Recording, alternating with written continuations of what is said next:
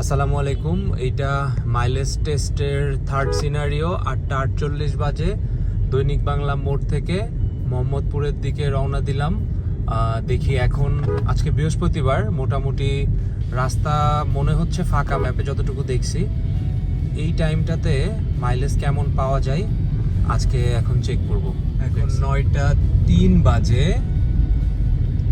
9:03 বাজে মগবাজার ফ্লাইওভার পার হয়ে এখন র্যাঙ্কস ফ্লাইওভার যেটা এইটা পার হচ্ছি, সামনে বিজয় সরণি দিয়ে উঠবো। এই মুহূর্তে 5.3 কিলোমিটার ড্রাইভ করা হয়েছে, মাইলেজ দেখাচ্ছে 13.9। সো দেখি কতটুকুতে শেষ হয়। 9:10 বাজে, এখন 7.5 কিলোমিটার এসেছি, মাইলেজ 17.9।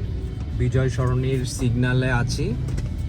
সো মাইলেজটা যেহেতু ট্রাফিক জ্যাম নাই এখন, কম, দ্যাটস ওয়াই মাইলেজ কিন্তু ভালো পাচ্ছি।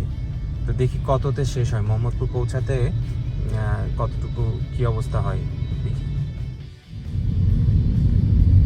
জিয়া উদ্যান পার হচ্ছি, মাইলেজ আসছে 18.2।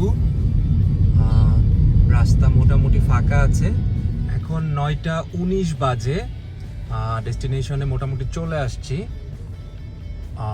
টোটাল সময় লাগলো 31 মিনিট। 31 মিনিটে ড্রাইভ করেছি 9.7 কিলোমিটার, মাইলেজ আসছে 17.8। সো আজকে থার্ড টেস্ট ছিল। আমি কয়েকটা সিনারিওতে টেস্ট করব বলেছি, দেখি যে বিভিন্ন ট্রাফিক সিচুয়েশনে গাড়ির মাইলেজ আসলে কেমন পাওয়া যায়।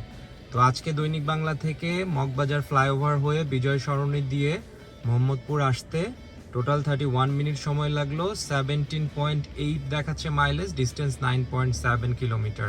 প্রিয়াস এস টুরিং 2017 মডেল, 4 বছর ধরে ইউজ করছি। Thank you.